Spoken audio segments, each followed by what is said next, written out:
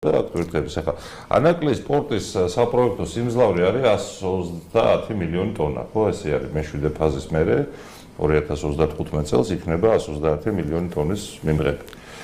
130 მილიონი ტონა მე როცა გამოვთვალე ესე ზედაპირულად ახლა ეს საქართველოს მოუტანს პირდაპირ $5 მილიარდ შემოსავალს ყოველ წელს.